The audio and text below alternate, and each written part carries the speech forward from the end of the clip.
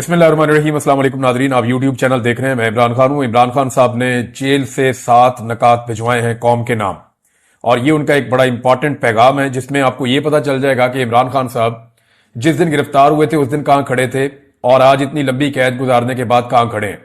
میں نے آپ کو پچھلے ویلاگ میں بھی بتایا تھا کہ جتنے بھی لیڈر گرفتار ہوتے ہیں، گرفتار ہونے کے بعد ان کے موقف میں لچک آتی ہے۔ ان کی جو پارٹی ہے وہ بھی اپنی موقف کے اندر لچک لے کر آتی ہے، اور وہ کوشش کرتے ہیں پہلے ہمارا لیڈر باہر آ جائے، اس کے بعد پھر باقی چیزیں ہم دیکھ لیں گے۔ پہلی پریورٹی ہوتی ہے لیڈر کو باہر لانا، لیکن عمران خان صاحب کی یہ پریورٹی ہے ہی نہیں۔ وہ اپنی پارٹی کو بھی کہتے ہیں کہ اپنے موقف کے اوپر ڈٹ جاؤ، اور خود وہ کہتے ہیں اس سے فرق نہیں پڑتا کہ میں جیل میں ہوں، چاہے میں 500 دن ہوں چاہے 500 سال ہوں۔ اب یہاں جب آپ عمران خان صاحب کا یہ سٹیٹمنٹ سنتے ہیں تو آپ کو آئیڈیا ہو جاتا ہے کہ وہ 7 چیزیں عمران خان صاحب نے بیان کی ہیں جن کے اوپر وہ ایک قدم بھی پیچھے ہٹنے کے لیے ابھی تک تیار نہیں ہوئے۔ جو ان کا سٹیٹمنٹ ہے وہ میں آپ کو ایز اٹ از بتاتا ہوں۔ عمران خان صاحب کے ٹویٹر سے اس کو شیئر بھی کیا گیا ہے۔ سابق وزیر اعظم عمران خان کا اڈیالہ جیل سے پاکستانی قوم کے نام پیغام۔ تحریک انصاف نے ہمیشہ آئین اور قانون کے مطابق جدوجہد کی ہے، مگر ملک پر مسلط مافیا ہمیشہ آئین اور قانون کی خلاف ورزی کرتا ہے۔ 9 مئی اور 26 نومبر کی تحقیقات کے لیے جوڈیشل کمیشن کا قیام اور انڈر ٹرائل اسیران کی رہائی ہمارے جائز مطالبات ہیں۔ یہ وہ 2 مطالبات ہیں جو عمران خان صاحب نے کہے تھے کہ میں اپنی سول نافرمانی کی تحریک کو روکوں گا، اگر آپ یہ مطالبات مانتے ہیں تو پھر مذاکرات اس کے بعد ہوں گے۔ میں سول نافرمانی کی تحریک چند دنوں کے لیے مؤخر کر رہا ہوں۔ اس دوران تحریک انصاف کے خدوخال اور ٹائم لائن کا فیصلہ کروں گا۔ یہ بہت امپورٹنٹ ہے۔ 7 ایسی وجوہات ہیں جن کی وجہ سے ہمارے لیے سول نافرمانی کی تحریک شروع کرنا ضروری ہو چکا ہے۔ اب سول نافرمانی کی تحریک پہ بہت تنقید ہو رہی تھی۔ عمران خان صاحب کی اپنی پارٹی کے اندر کئی لوگ جو ہیں وہ اس کے اوپر پوری طرح آواز نہیں اٹھا رہے تھے، لوگ ڈرے ہوئے تھے، اور عمران خان کی پارٹی کے لوگوں کو بلیک میل بھی کیا گیا۔ یہ کہا بھی گیا کہ دیکھیں آپ ہیں تو پاکستانی، تو یہ کیسے ممکن ہے کہ آپ پاکستان کے اندر سول نافرمانی کی تحریک چلا کر ملک کو نقصان پہنچائیں؟ یہ سوال اٹھایا گیا۔ اب اس پہ عمران خان صاحب نے جواب دیا کہ ہمیں کیوں یہ تحریک چلانی پڑ رہی ہے۔ تو یہ 7 وجوہات ہیں جو عمران خان صاحب نے بتائی ہیں۔ نمبر 1، 2023 میں لندن پلان کے تحت پنجاب اور خیبر پختونخوا اسمبلیوں کے الیکشن آئین کے برخلاف 90 دن کے اندر نہیں کرائے گئے، کیونکہ الیکشن سے پہلے تحریک انصاف کو ختم کرنا مقصد تھا۔ پہلی وجہ انہوں نے بتائی کہ ہمارے ساتھ پہلی زیادتی جو بڑی ہوئی، ابھی انہوں نے یہ نہیں کہا کہ میری حکومت کیسے گرائی گئی، وہ اس کے بعد 2023 میں آئے، انہوں نے کہا جی ہمارے الیکشن ہی نہیں کروا رہے تھے، یہ 90 دن آئین اور قانون کہتا ہے، انہوں نے آئین اور قانون توڑ دیا، الیکشن نہیں کروا رہے تھے کہ پی ٹی آئی کا پہلے صفایا کرو۔ نمبر 2، وہ یہ کہہ رہے ہیں کہ 9 مئی سے پہلے ہی مجھ پر 140 سے زائد مقدمات بنا دیے گئے۔ رینجرز نے مجھے اسلام آباد سے اغوا کیا، جس کو سپریم کورٹ نے غیر قانونی قرار دیا۔ 9 مئی ایک فالس فلیگ آپریشن تھا جس کے تحت ہمارے لوگوں کو گرفتار کرنا مقصد تھا۔ 10,000 افراد کو گرفتار کر کے جھوٹے مقدمات میں جیلوں میں ڈال دیا گیا۔ ہمارے کارکنان اور پارٹی رہنماؤں پر تشدد کیا گیا، ان کے گھروں کو توڑا گیا، ان کے خاندانوں کو ہراساں کیا گیا، ان کو عدالتوں سے ضمانت ملتے ہی کسی نئے جھوٹے پرچے میں گرفتار کر لیا جاتا۔ میرے اغوا سے لے کر کارکنوں پر تشدد، گرفتاریاں، سب کچھ غیر قانونی اور غیر آئینی تھا۔ اس ظلم کے خلاف سپریم کورٹ میں پٹیشن دائر کی، لیکن سپریم کورٹ نے انسانی حقوق کی ان بدترین خلاف ورزیوں کا نوٹس تک نہ لیا۔ قاضی فائد عیسیٰ حکومت کے ساتھ ملا ہوا تھا۔ 1971 کے بعد کبھی کسی پارٹی پر اس طرح کا ریاستی جبر نہیں کیا گیا۔ نمبر 3 پہ عمران خان صاحب نے بتایا کہ تمام غیر قانونی اور غیر جمہوری حربوں کے بعد ان کو غلط فہمی تھی کہ 8 فروری کو تحریک انصاف الیکشن نہیں جیت سکتی۔ سکندر سلطان راجہ اور قاضی فائد عیسیٰ نے مل کر پارٹی نشان چھینا جو پارٹی کو بین کرنے کے مترادف تھا۔ ہمارے امیدواروں کو نشانہ بنایا گیا، 3 امیدواروں کو زبردستی الیکشن سے دستبردار کروایا گیا۔ چوتھی آپشن کا بندہ کھڑا ہوا، آپ اندازہ کر لیں۔ پھر چوتھی چیز عمران خان صاحب بتا رہے ہیں کہ ان کو انجینئرنگ کے ذریعے الیکشن جیتنے کا اس قدر یقین تھا کہ نواز شریف اپنی وکٹری سپیچ بھی تیار کر چکا تھا، لیکن تقریر سے پہلے ان کو پتا چل گیا کہ پاکستان تحریک انصاف الیکشن جیت گئی ہے۔ پھر انہوں نے فارم 47 کے ذریعے الیکشن فراڈ کیا۔ کمشنر راولپنڈی نے اس فراڈ کو کنفرم کیا اور گواہی دی، لیکن اس پر بھی نظام انصاف خاموش رہا اور کوئی نوٹس نہ لیا۔ نمبر 5، اس رجیم چینج کے بعد کے 2.5 سالوں میں یوں تو انصاف کے نظام پر قبضے کے لیے ہر جابرانہ اور غیر اخلاقی حربہ استعمال کیا گیا، لیکن 26ویں آئینی ترمیم کے ذریعے عدالتوں کی آزادی کے تابوت میں آخری کیل ٹھونک دیا گیا۔ اپنی مرضی کے جج لگانے کے لیے آئین کے ساتھ کھلواڑ کیا گیا. اس ترمیم کی منظوری کے لیے جو حربے استعمال کیے گئے وہ بھی ایک مذائقہ خیز داستان ہے. لیکن اس سارے معاملے پر بھی نہ عدلیہ نے کوئی نوٹس لیا، نہ ریاست کا چوتھا ستون سمجھے جانے والا میڈیا اس کے خلاف آواز بلند کرنے کی اخلاقی جرات کر سکا. نمبر 6، سپریم کورٹ کے فل کورٹ کے فیصلے کے باوجود تحریک انصاف کو آج تک مخصوص نشستیں نہیں دی گئیں. یہ نہ صرف توہین عدالت ہے بلکہ عوامی فیصلے کی توہین اور جمہوریت پر شب خون بھی ہے. نمبر 7، 26 نومبر کو ہمارے پرامن اور نہتے سیاسی کارکنوں پر گولیاں برسائی گئیں. ہمارے کارکنان مکمل طور پر پرامن تھے، انہوں نے کسی کو نقصان نہیں پہنچایا تھا. ان کا مطالبہ آئین اور قانون اور جمہوریت کی بحالی تھا، نہ تو لا اینڈ آرڈر کی صورتحال تھی، نہ ہی کوئی اور پرتشدد کارروائی ہوئی. لیکن اس کے باوجود ہمارے لوگ شہید کیے گئے. 12 لوگ مغرب سے پہلے شہید کیے گئے اور باقیوں کو رات بجلی بند کر کے گولیاں ماری گئیں. ان حالات میں جب پاکستانیوں سے تمام آئینی حقوق چھین لیے گئے ہیں، پارلیمنٹ اور سپریم کورٹ پر قبضہ کر لیا گیا ہے، پرامن احتجاج کا حق بھی چھین لیا گیا ہے، قانون اور آئین کی بنیادیں ہلا دی گئی ہیں، اپنے ہی شہریوں پر گولیاں بھی چلائی جا رہی ہیں، اداروں کو عوام کے مقابلے میں لانے کی کوشش کی جا رہی ہے، تو سول نافرمانی کی تحریک شروع کرنا قوم کی مجبوری بن چکی ہے. اس کے علاوہ اپوزیشن لیڈران کو جیل میں ملاقات کے لیے میں ویلکم کرتا ہوں. میں نے آپ کو پچھلے ویڈیو میں بتایا تھا کہ مولانا فضل الرحمان صاحب اور اچک زئی صاحب اور اختر مینگل صاحب اور دیگر کچھ اور لوگ ہیں وہ عمران خان صاحب سے جیل میں ملنا چاہتے ہیں، اور عمران خان صاحب ان سے شاید ملاقات بھی کریں گے اگر سسٹم نے اجازت دی تو. لیکن انہوں نے کہا مجھے اس حکومت سے امید نہیں ہے کہ وہ اپوزیشن لیڈران کو مجھ سے ملاقات کی اجازت دیں گے، کیونکہ انہوں نے میری پارٹی کے لوگوں سے بھی 3 مہینے سے میری ملاقات نہیں کروائی.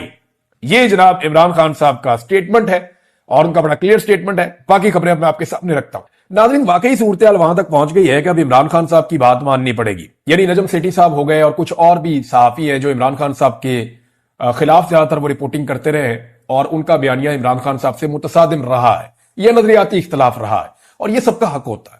یعنی اگر کسی کو عمران خان صاحب کے نظریے سے اختلاف ہے تو وہ یہ حق استعمال کر سکتا ہے اپنا، اور اگر مجھے کسی کے نظریے سے اختلاف ہے تو میں بھی یہ حق استعمال کر سکتا ہوں اپنا.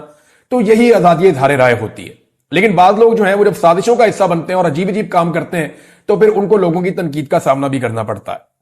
نجم سیٹھی کہتے ہیں 1 سال لگا لو یا 2 سال، آخرکار عمران خان کے ساتھ مکمکا کرنا ہی پڑے گا. بہتر ہے عمران خان کے ساتھ بات کر کے اسے اپنے اور ملک کے لیے استعمال کر لیں. بٹن دبا کر عمران خان فارغ نہیں کیا جا سکتا. بہت سارے لوگ اب یہ مان رہے ہیں کہ اب رستہ ہی کوئی نہیں ہے، یعنی عمران خان صاحب کے ساتھ بات نہیں کریں گے تو پھر کہاں جائے گے. رانا ثناء اللہ صاحب نے بھی اب سٹیٹمنٹ دے دیا ہے، اور رانا ثناء اللہ صاحب نے کہا کہ جی 2 سٹیٹمنٹ ان کے آئے. ایک تو یہ پی ٹی آئی سے مذاکرات میں اسٹیبلشمنٹ نہیں، عمران خان صاحب ہی رکاوٹ ہیں. ایک تو وہ اب نرم سٹیٹمنٹ دے رہے ہیں نسبتاً. ہر آدمی کا اپنا پرائم ٹائم ہے، اپنے ٹائم کے مطابق وہ دیکھ لیتا ہے جو اس کو دیکھنا ہے، اور سب کو اپنی مرضی کا کانٹینٹ مل بھی رہا ہے. تو لوگوں کی اوپینین بناتے ہیں لیڈرز، اور عمران خان لوگوں کی اوپینین بنا گیا ہے. اب یہ برطانیہ کے ڈیجیٹل پلیٹ فارم پہ چھپنے والا جو آرٹیکل ہے یہ فرنٹ پیج کے اوپر چھاپ دیا پاکستان کے اخبارات نے، اور روزنامہ جنگ نے اسے سب سے زیادہ سپیس دی ہے. ایک تو نہ یہ کوئی بریکنگ نیوز ہے اور نہ یہ کوئی ایسی چیز ہے کوئی بہت بڑی ڈیولپمنٹ ہوئی ہے. عمران خان صاحب کی حکومت کو گرے ہوئے اب لگ بھگ 4 سال ہونے والے. تو 4 سال بعد اگر آپ نے ایسی کہانیاں سنانی ہے یا یہ چیزیں کرنی ہے تو جا کے عمران خان سے آپ معافی مانگ لیں.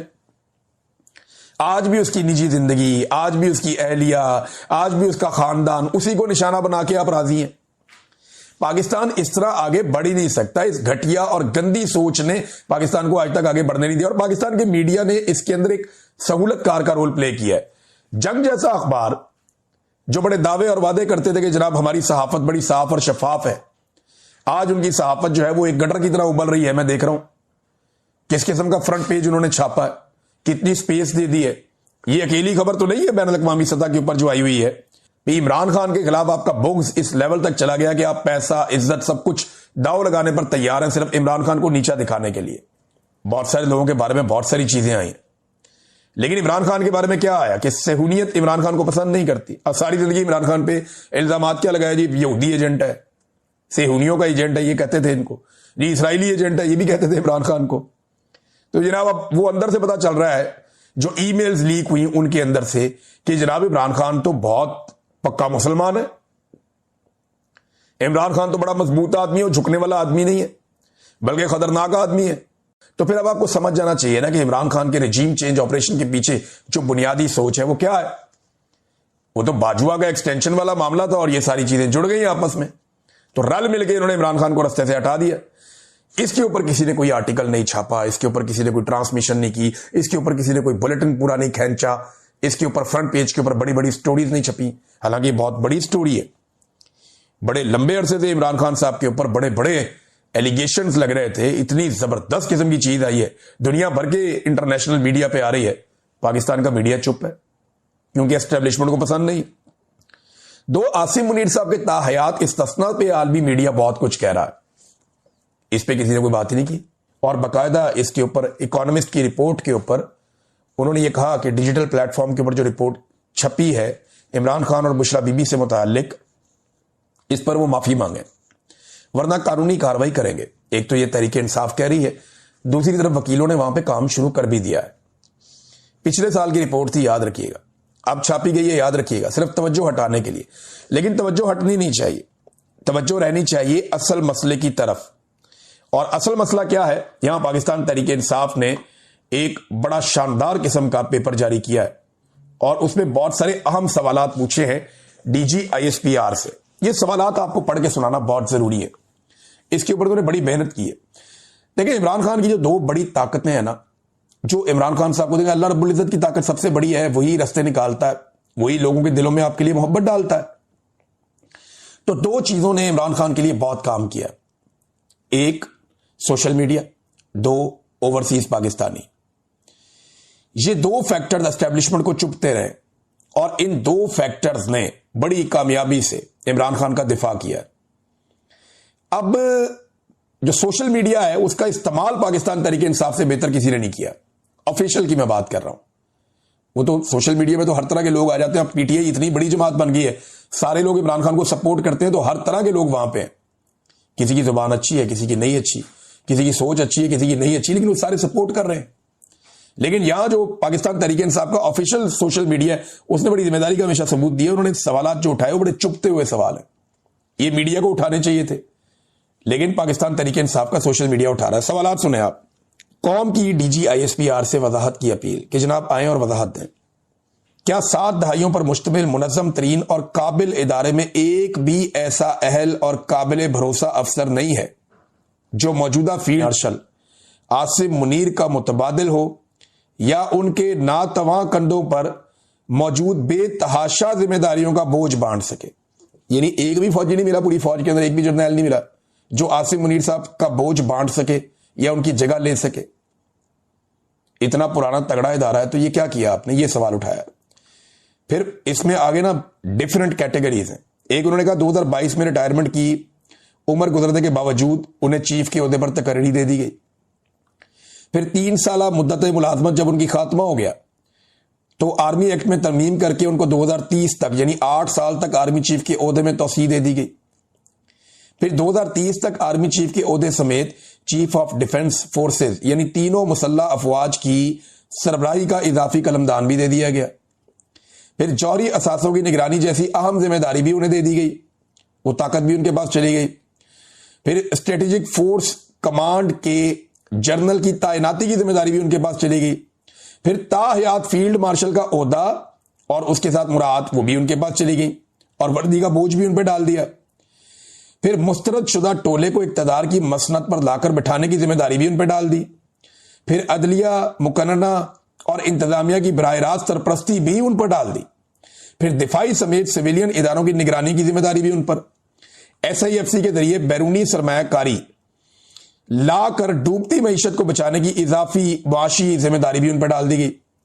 ناظرین, سہیل افریدی نے خیبر پختونخوا میں جو ان کی پالیسی رہے گی وہ بتا دی, اور یہ بہت امپورٹنٹ ہے, اس کو ذرا غور سے سنیے گا وہ معاملہ کس طرف لے کر جا رہے ہیں. انہوں نے کہا کہ خیبر پختونخوا میں کوئی ایسی قانون سازی نہیں ہوگی جس سے کسی کو استثناء حاصل ہو. ایسا دروازہ نہیں چھوڑا جائے گا کہ وہ یہاں ظلم کرے اور اس کا احتساب نہ ہو. یہ سہیل افریدی نے کہا. یعنی سمپل یہ ہے کہ جو ایک اداروں کو استثناء دیا گیا تھا خیبر پختونخوا میں کہ آپ اپنے آپریشنز کر سکتے ہیں, وہ ایکشن انیٹ سول پاور کا ایک قانون تھا, اس کے تحت یہاں فوج ایکٹیویٹی کرتی تھی, آپریشنز کرتی تھی. اب وہ انہوں نے اعلان کر دیا ختم کرنے کا. پہلے قرارداد آ گئی, پھر کیبنٹ نے ختم کر دیا. کوئی رہی صحیح کسر ہے, اگر ہوگی تو اسمبلی میں بیٹھیں گے جس دن, وہاں پہ وہ ختم کر دیں گے ووٹنگ کروا کے. تو وہ یہ کلیئر کر رہے ہیں کہ یہاں ہم کسی کو استثنا دینے نہیں جا رہے, جو ہوگا قانون اور آئین کے مطابق ہوگا. ایسے زور زبردستی سے ہم یہاں پہ چیزیں نہیں ہونے دیں گے. تو سب سے پہلے تو یہ کہ آرٹیکل کیوں آیا, وجہ صرف توجہ ہٹانے کے لیے. اس وقت پاکستان کے فیلڈ مارشل اور صدر کو جو غیر اسلامی استثنا حاصل ہے, جو انہوں نے اسلام کی تاریخ میں کبھی نہیں ہوا, وہ انہوں نے کر دیا. انہوں نے ایک ایسا غیر اسلامی استثنا حاصل کر دیا ہے جس پہ علماء اکرام نے بولنا شروع کر دیا. علماء اکرام اب ایک ایک کر کے بول رہے ہیں, وہ بتا رہے ہیں یہ کیا کیا آپ نے. قرآن پاک اس سے منع کرتا ہے, اللہ رب العزت اس سے منع کرتا ہے, جو نبی اکرم صلی اللہ علیہ وآلہ وسلم اور صحابہ اکرام کی جو تعلیمات ہیں وہ اس سے منع کرتی ہیں. اسلام کے کسی جری سے جری اور بڑے سے بڑے جرنیل نے کبھی استثنا نہیں لیا. تو یہ فیلڈ مارشل جو ہے یہ کس چکر میں استثنا لے کے گھوم رہے ہیں, اور جو صدر پاکستان ہے آصف زرداری, وہ کس چکر میں استثنا لے کر گھوم رہے ہیں. اب کیونکہ یہ سوال بار بار اٹھ رہا ہے, اس سوال سے جان نہیں چھوٹ رہی.